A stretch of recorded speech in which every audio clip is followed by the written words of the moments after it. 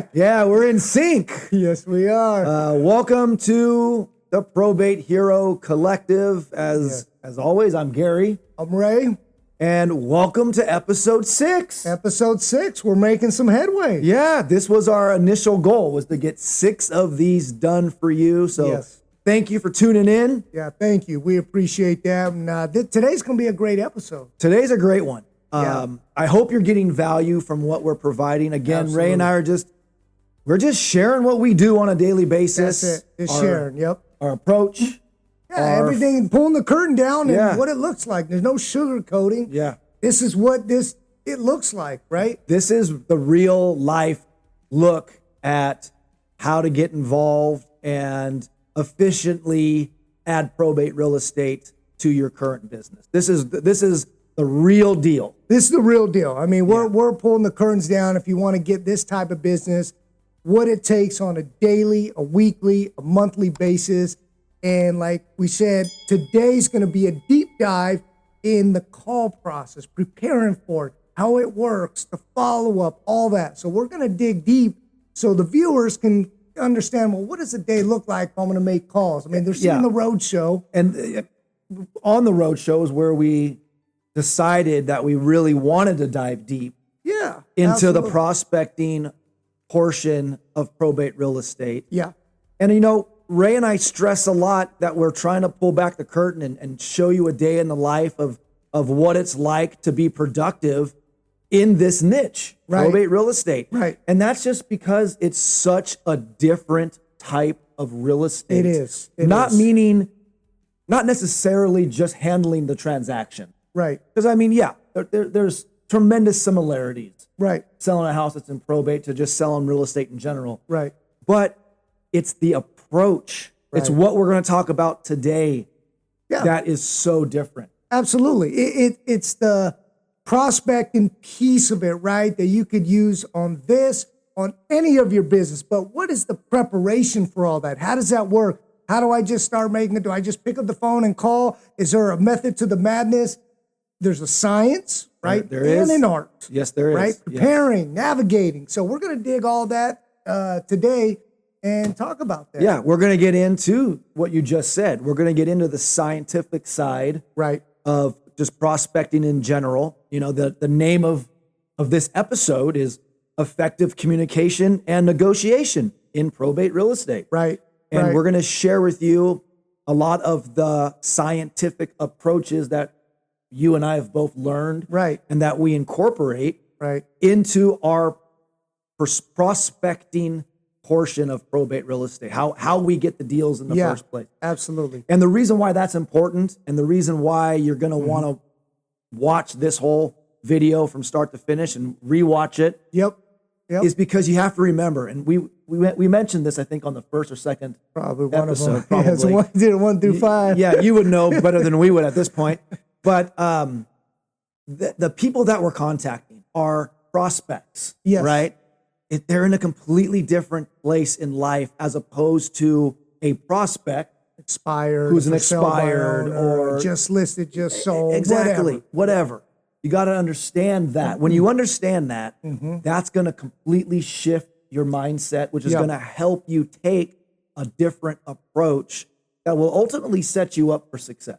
Right, absolutely. And a lot of this too is mindset. So with that being said, let's talk about, the preparation, getting on the call, right? Do we just pick up the phone and call them? Or let's talk about that, the preparation. So your early morning, and I can discuss mine. What are you doing when you wake up, right? Yeah. All that. So that, they can understand, how does this work? Because a lot of this is getting your mindset ready, right? To making these calls, to having those conversations, to being empathetic. So what does that look like, right? So, well, you and I, we are pretty similar. Yeah, absolutely. As far as our daily schedule goes, Ray and I are very similar in how we schedule and run our day. For me personally, I'm up at 4 a.m. Yep. Okay. I'm up at 4 a.m. It takes me 5 to 10 minutes to kind of clear my eyes, brush my teeth, use the restroom. By the time I'm done with all that, I sit down and I just have some quiet space. I call house is quiet. Kids are sleeping. Kids are still asleep. Yep. I call it talking to God time. That's right. And I'm meditating. I'm thinking about things from the day before. I'm thinking about things that I have going on that, today. And I'm just projecting my vision. I'm visualizing how I want my day to go, how I want deals to go. And I sit there for a good 30 minutes just meditating. Right. Or talking to God. You're putting that energy how you want to control the day that you want to have rather than just showing up and flopping around. Right. Yeah. I don't want to get into my day and just kind of spiral and let the day control me. Right. I want to have every advantage to control as much as my day as possible. That's right. And we both really believe a lot of that comes from getting your mind and your energy in tune towards the goals that you want to achieve. So absolutely. I do that. And then after my time talking to God, I read. Right. I read for a half hour in the morning. Right. Getting your mindset ready. I got a couple of good books here that I want to share with you. Right here is one. This is called Learn NLP, the Non-Boring Way.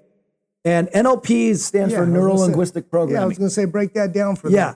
And it just teaches you how to be an effective communicator. Right. Right? It's not mind tricks. Right. It's not magic. It's more active listening. It's active listening. That's a skill. It's a skill. It really is a skill. And, believe it or not, a lot of actors who are really good at what they do, playing make-believe, they're excellent at neuro-linguistic programming. That's their job. Because it teaches you how to be an active listener. And the best actors are actually the best listeners. Yep. That applies to what we're doing. Right. You're going to get really good at prospecting when you get really good at active listening. Right.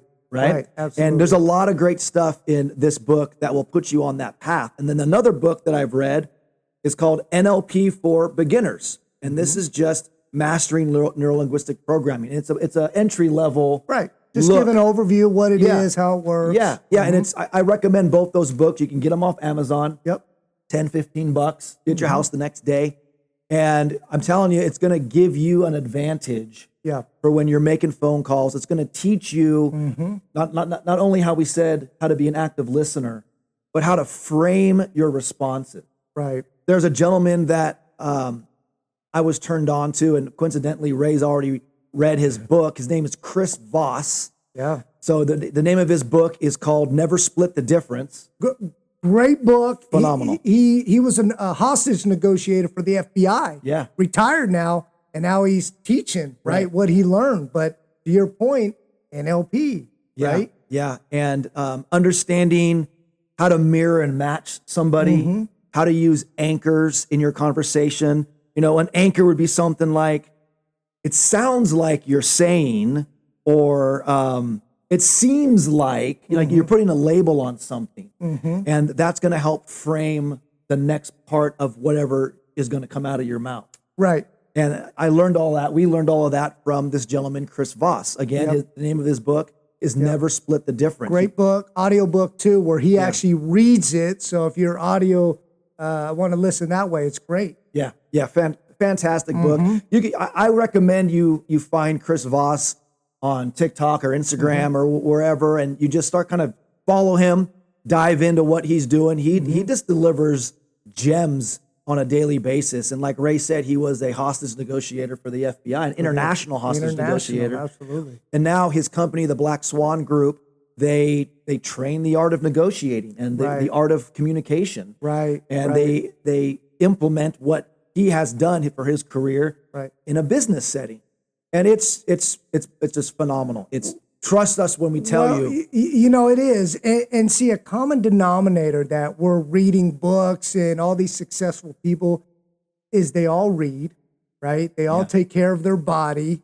They all meditate or whatever. They all do some type of movement, exercise or whatnot to really prepare them to be in the best position for their job or whatever they're doing, right? Success leaves sign. It does. Success We're just leaves following clues. what they do. That's it. That's it. And then another book that I want to recommend for you. This is written by Sir Darren Jacklin, and the name of this book is Until I Become. And this book is an important one for you to add to your library because it's going to talk about developing your own purpose. Right. It's going to talk about the importance of perseverance. And when you combine those two things, what that payoff is. Absolutely. Phenomenal book. So I suggest that you add that one to your library as well. Darren Jacqueline's a fantastic human being. Ray and I know him personally. Yeah. And he's an incredibly successful businessman. And this book really just lays it all out for you and will give you a roadmap how to train your brain to put you on a path for the success that you are ultimately looking for without ignoring the hurdles that you're going to run into and how to persevere past those. Absolutely. Because you're focusing on the payoff. Right. And you know, it's just like a sports analogy, right? Like we were talking earlier. It's like if you're a quarterback for a team, you don't just show up to the game and start throwing passes. No. You're there early, you're stretching, you're preparing, you're watching game film. You're watching film, you're studying, right? And all this in between, it's so much preparation to get into the game. You don't just show up, and that's the same thing in this business that we're kind of sharing with you. You have to prepare, right? If you want the best outcome, to your point, you're up early. You're getting your mindset ready. You're tuning out all the negativity, right? You don't want you want your brain nice and fresh. So when you're making those calls, you're laser focused. You're active listening. You're responding to help them, right? So it's all this preparation. So we just, shedding the light on what it takes to even before you even make a call, right? And Pre-game.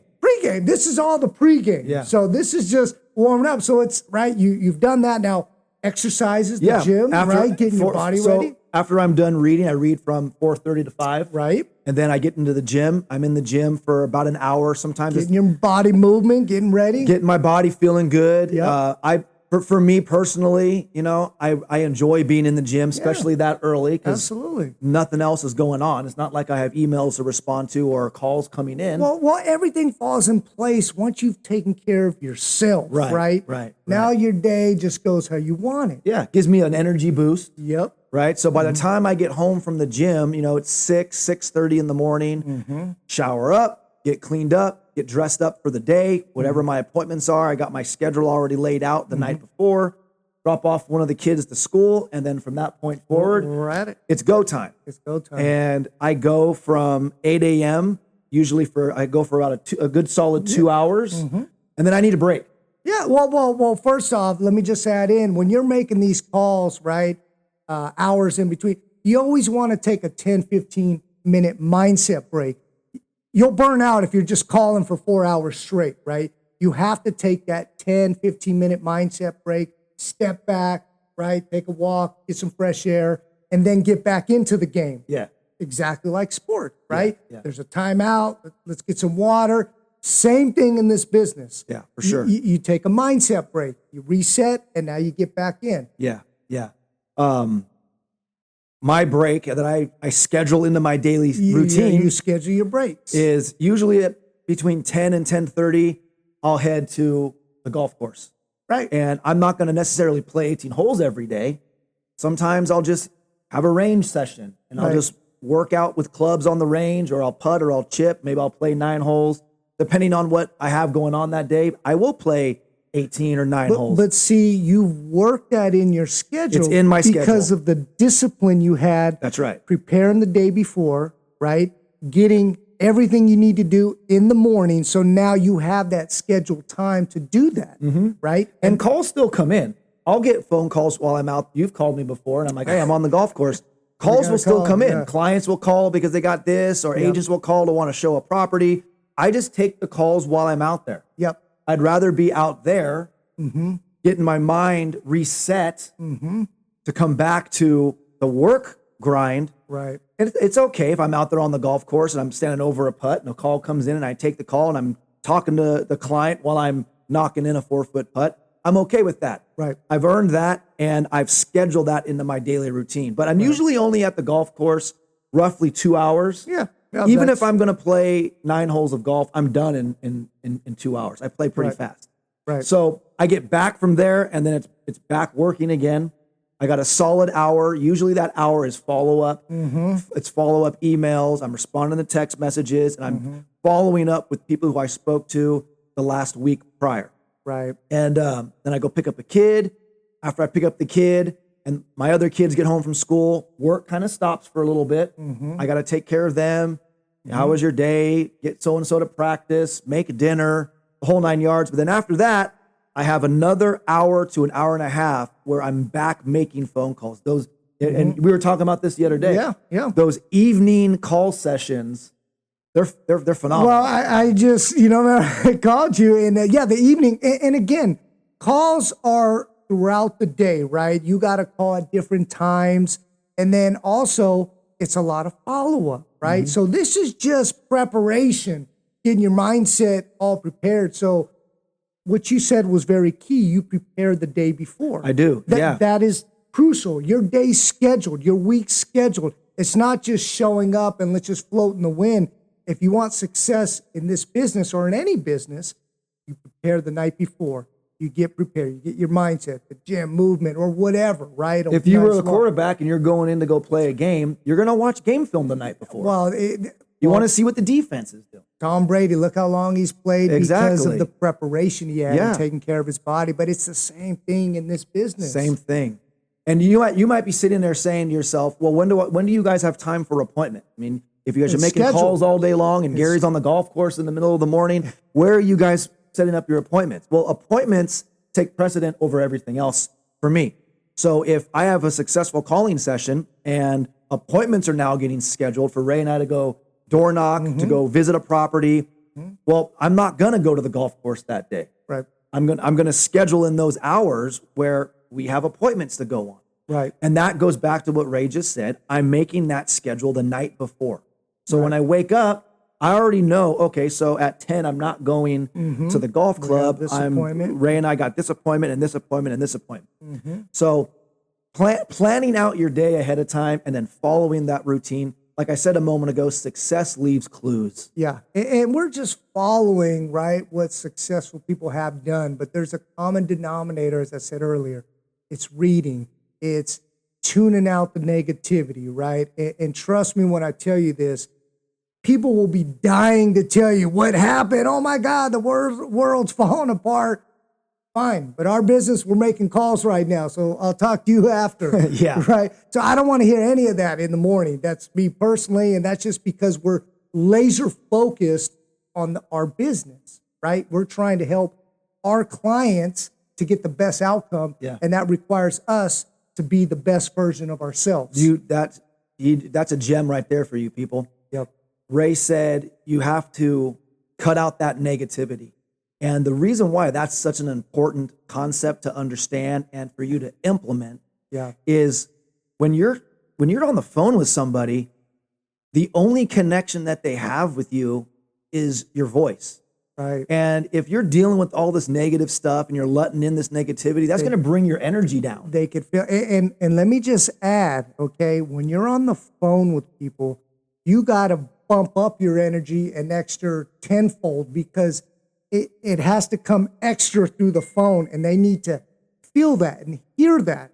And if you got all this stuff going on and you're, I'm listening, they're going to feel that, right? And I've been on that end numerous times, so I've learned the hard way.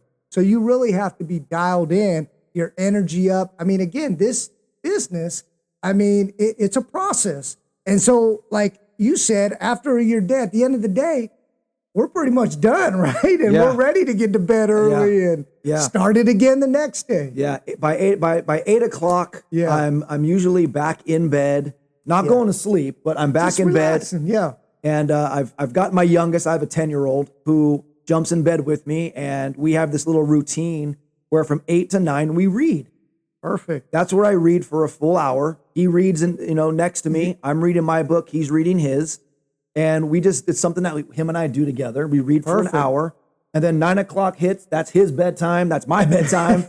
And lights do are it out. all over again. Yeah, lights are out. I'm not sitting there fishing through Netflix or whatever. It's time for bed. Lights are out, and it's time to go to bed because I got another day planned that starts at 4 a.m. the next morning. Right. And this right here, I mean, this is a Monday through Friday, weekends appointments, right? Or what have you. But this is what it is. This is the preparation part of it, right? And so now when you're on these calls in our mindset, now we can connect in that empathy. Yes. Active listening, yes. right? And yes. having that deep conversation. That's actually the very first note that we have for today's podcast. Ray just said it. Empathy is key. In probates, empathy is the key. It absolutely is. If they don't feel that, next. You have to remember the purpose of our call initially is we're building that rapport. Right? And it says right here in our notes, empathy is key. Start the conversation off by acknowledging the sensitivity around this situation. Right. Well, probates especially, they just lost somebody, right? And here we are calling. So that call, really, you got to be laser focused in that mindset, that empathy, and really connect with them, because again, it's a different type of connection you're making. We're wanting to help them, but they don't know us from anything. Right. And they don't even really understand why we're calling, because their mind is not in the real estate mindset. They're not in the market. And Chris Voss, he uses the term tactical empathy. So when I'm calling, I'm expressing that I understand the severity of the situation. I understand that it's an emotional roller coaster. You're acknowledging them. I'm acknowledging what they're going through. I share my own personal experiences, losing my dad. And I connect with them on that empathetic level without even talking about real estate. So there's that connection. And I'm asking, well, is there anything going on where I can be of service to you? Is the house vacant? Do you want any access to my resources? Does the house need to be cleaned up? Is it vacant? Do you want us to send property preservation over there to maintain the integrity of the home? You're showing your value. Yeah, I'm not asking them if they're ready to list the property. I'm not asking them if they want me to send them a market analysis. I'm not asking them any of that stuff. I'm simply connecting with them on a tactical empathy as my initial starting point to connect and build that rapport with that client. Potential client. And then it's having that conversation, right? Asking the open-ended questions. Right? What is their goals? What are they looking to do? How can we help? Right? And going through all that. Yes. And while you're on the phone, and Ray does this really well, he uses mirroring. And this is also something that the gentleman we keep talking about, Chris Voss, FBI negotiator, that he talks about. When you're mirroring someone, you're repeating words that they're using. You're repeating ideas that they're sharing. You're validating them. And you're mirroring and matching their tonality in their speaking voice, their cadence in their speaking voice. And you're repeating a lot of the stuff that they're saying. You're mirroring and matching that person. And that's gonna really help secure the foundation of that rapport. Well, that's the science, and then that's the art to it. Because if you come off where you're, it's not empathetic, they're going to feel that, and it doesn't hold no weight. And you're just like everybody else who's calling. You really have to connect with them, so your body just naturally does it. Where you're talking like them, you're validate. I mean, it's just a natural response when you ingrain this stuff, right? And then it's just like. And then it's the connection. It's that familiarity where, wow, okay, they're actually listening to me. Yeah, this person gets me. Well, and these are all the little details that you have to do to connect. Because again, you got a split second, right, to really connect with someone. Because then it's, oh, you have click, right? And those calls do happen, and we don't take it personal. But the people that are open to the help, we feel we're the best guys to help them with the process. And you're going to know in the call when you've reached that phase, where you've established some solid rapport. And when you hit that point, that's where you shift into the gathering of information phase. That's exactly what it is. Information. That's what the call's about. And Ray already mentioned this, and I'm just going to reiterate it, and we're going to explain a little bit more on what he meant by saying you want to ask open-ended questions. So what is an open-ended question? An open-ended question is a question that cannot simply be answered yes or no. Who, what, when, why, where. Right, exactly. Yeah. Start with those open-ended questions. And as you're asking these open-ended questions, you want to have what's called effective pauses. You don't want to just jump onto the next question. After the potential client speaks and answers your question, listen, pause. Right. Give them a chance to completely get out what they're saying. And by you pausing, here's what's going to happen on the other end of that phone call. They're going to realize you are listening to them. If you ask a question and then you just start talking right away, I'm not getting the feeling that you're listening to me. Well, you make a good point, because majority of the people, right, when you're talking, they're waiting to speak, right? Because they want to get what they have to say.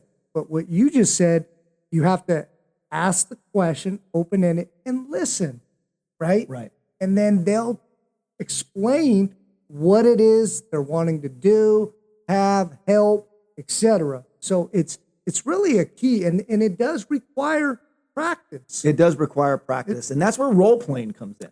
Well, see, I do that every day, a few times a day. Yeah. And that's what we're encouraging you to do with this Probate Hero Collective. That's why we called this podcast the Probate Hero Collective. Yeah. Because we want to encourage the audience to connect with us and connect with each other and create this community to where we all could be role-playing this material together. Well, right? Absolutely. And again, I keep using the sports analogy because it's a good analogy. When you practice football, baseball, or whatever sport, they practice non-stop.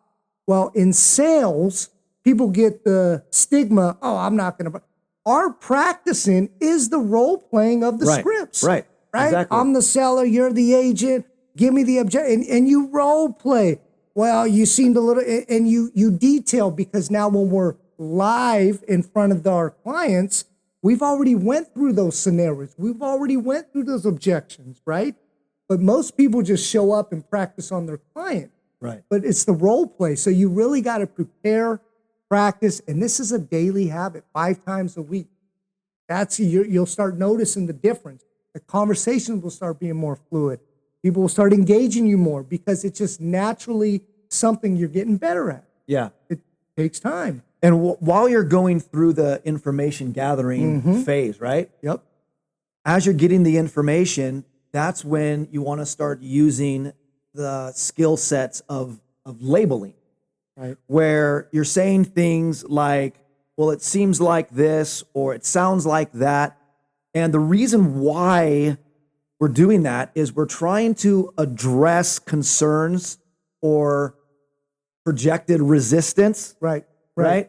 Without having to call them out and resisting what they're saying. Right. So we're just validating what they're saying. It seems like this. It seems like this. Sounds like that. A great example is as we're going through the information gathering process and we're asking those open-ended questions, as we find out, there's so much debt that the deceased left, as we find out that the property is vacant, then we get to ask those labeling questions. So your grandmother had an extensive amount of medical debts that are going to have to be paid through probate. It seems like selling the property is your only solution.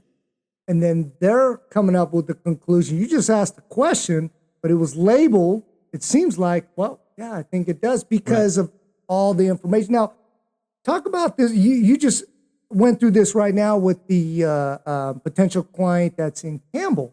Yeah. Right? Called, wanted us, hey, I need help.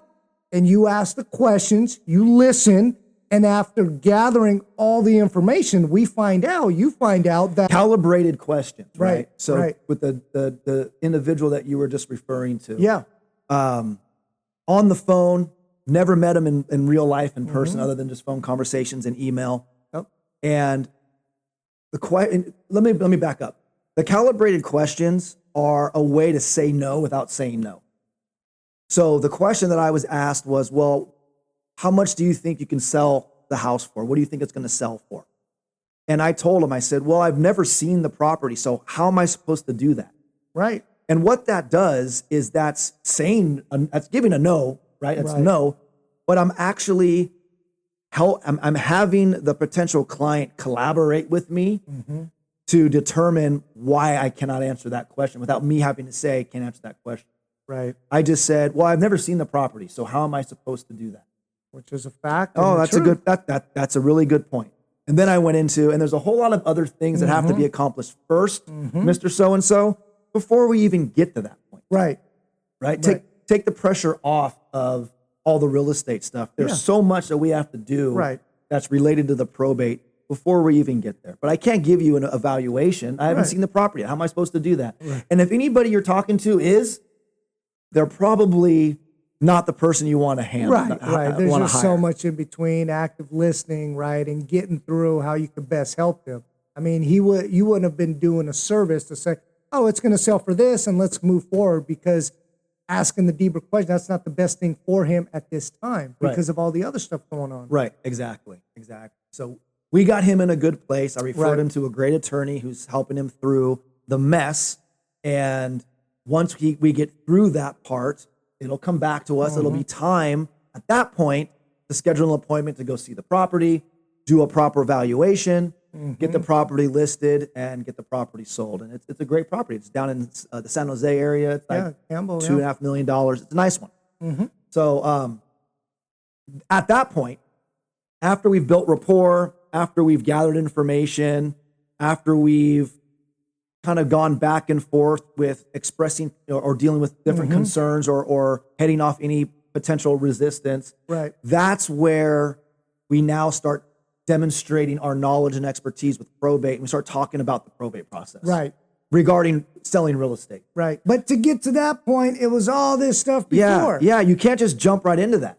It's all the preparation. Gotta stretch a little bit. Right. And now you're sharing your expertise with the process. And explaining that. Yeah, I'll get into it with them or whoever I'm speaking to. I'm saying, okay, so you understand that when you're selling a property in probate, you can't do anything until you're approved as the administrator or the executor. Oh, no, I didn't realize that. Well, your attorney probably has already talked to you about your upcoming hearing date. Oh, yeah. Well, that's where you're going to be approved and you're going to receive what's called certified letters of administration or testamentary, depending on if they're the administrator or the executor. Oh, wow. Okay. Well, those letters give you the legal authority now to start taking action against the estate. Now you can sell the property. Now you can sign a listing agreement. Now you can accept an offer. Oh, okay. And also, when you're selling a property in probate, you're exempt from a lot of the seller disclosures. I'm sure you didn't realize that. No, I didn't. Well, what disclosures are you talking about? And I go through that with him. And then I get into the other documents that are probate related that are going to be required to close the sale. And then I end all of that by saying, hey, look, Miss So-and-so, I know other agents are calling you. If they're not talking about those key things related to the probate, they probably do not have the experience required that your family deserves. Absolutely. To help you through this process. And guess what you just did? Remember on the episode, a couple episodes back, we talked about separation? That's the separation part of it. There. But that comes at the end. That comes at the end, after you've done all this. Yes. After you've built rapport, gathered the information, dealt with possible concerns or resistance. Then you demonstrate your experience and your knowledge, and you develop that separation. Then at that point, you're moving into the next step, which is setting up the next phone call. The email, getting sending the email. them more value. And then setting up the next call. Because there's going to be a significant amount of time between this phone call and when they are legally authorized to actually do something. It's a process. It's a process. So in between there, that's where we want to have our follow-up calls. We want to have the emails going out that are giving them access to our resource guides and things like that. And like Ray said, just continually dripping value on them. And when it does come time that they can legally do something with the property, we're going to be right there. And these are the prospects, the estates that we're getting in the car and going to the doors. We've had that conversation. We've had that connection. And now they get to see us in person, and it's just an extra layer. So when, as you said a second ago, when it comes time for them to do something, I mean, who are they going to choose? Somebody that just called, didn't send anything, or somebody who's been continually calling, asking questions, listening, helping, sending value, right? And that's what it is right there. Yeah. And to help you, to help you move forward, getting that next appointment and retrieving their email address. Right. What I like to say, and it works 99.9% of the time. Yeah. Right. Email. I would like to say 100% of the time, but you really can't say that, right? 99.9% of the time is I'll say, Mr. Miss So-and-so. So I want to, thank you so much for your time today. I want to be able to recap everything that we spoke about. I'm going to send it to you in a little condensed email, just all the bullet points that we spoke about so you can save it. What's the email address that you would like me to send that to you? Instead of me saying, hey, can I have your email address? I want to send you some more information. Yeah. But if I say, hey, Mr. So-and-so, great call. Thank you for your time. What I'm going to do for you is I'm going to condense our conversation, put it into some key points and some bullet points for you, and I'll email it over to you so you have it for your records. What's your best email address? And we get it. We get it. And then that triggers off everything else. They go into our campaign with our CRM. They're receiving the emails. They're receiving little text message where we're just dropping in links to certain things that will give them more value. Videos. And it just over that 30-day period before they're approved, it's just keeping us fresh and on top of their mind. That's right. So that's something that you should absolutely ingrain into your conversation is when you finish the call, hey, Mr. and Mrs. So-and-so, thank you so much for your time today. Always thank them. What I'd like to do for you, that's how I like to frame it. What I would like to do for you. Showing value, right? Giving them doing something for you. What I would like to do for you is condense our conversation into bullet points, key points, something that you can save for later or come back to. I'll email it to you. What's your best email? Not can I have your email? What's your best email? Yep. And then remember, Ray said open-ended questions. Who, what, when. Okay. I don't want to say, can I have your email? Because that can be answered with yes or no. Yeah. What's your best email? They're going to give it to you. And now they go into your campaign and you're off to the races. That's right. That's right. So I guess in a nutshell, this was a deep dive into the preparation of it, right? Yeah. So getting this all prepared, it all starts the day before, right? It's preparing your day, how it's going to look. So now you're in control of your day and you're not just waking up and wondering what's going to happen. So when you do all these things and you get in the rhythm of it, then things start flowing the way you want them to look, right? But this is the process. So, I mean, great job on explaining all that. Yeah, you too, man. We love to have questions, right? Now we're getting some more viewers, I think. I think we're up to... We got two more? We're up to like 133 now. 133, okay. Yeah, all right. So I think that's just one extra viewer. We'll take it. But we hey, appreciate it. It's again, we're not trying to pretend like we know what we're doing in regards to creating a YouTube channel. We really don't. We know probate, right? Eventually, when we have enough content, we'll bring in somebody who knows what they're doing, and they'll be able to get this channel out to tons of real estate people, right? But for now, it's just you and I, just us. Well, you're on the journey with us. Yeah, so. And we, if you have questions, please pop them into the chat, and we will answer those questions for you either in the chat or on the next video. Absolutely. Well, great job today. Appreciate you guys tuning in. And until next time. Yeah, we'll see you next week on episode 7. We're going to talk about, we have the notes here. We're going to talk about working with investors. Oh, yeah, good one. When you're selling probates off market, and attorneys. There's some misconceptions about attorneys. Yeah. I love working with probate attorneys. They kind of get a bad rap sometimes from the real estate community. Right. And a lot of agents ask us all the time, oh yeah, I love the idea of probate. I got this whole idea. I'm going to market to these attorneys. Right. We dive into that on the next episode. Yep. So stay tuned. Hit subscribe so you don't miss out on it. Like this video. Share it with other realtors. All right. Please. You want to share what you're learning. That's right. Don't hoard the information. That's going to create some bad energy. Breed success. Yeah, man. Share it. Not just because we want our content to be shared, but by you sharing, you're working from a place of abundance, and you're going to win more by helping others succeed as well. Kind of like what we're doing right now. Absolutely. Yep. All right. So until next time, I'm Gary. I'm Ray. And this has been the Probate Hero Collective. We'll see you next time. See you later.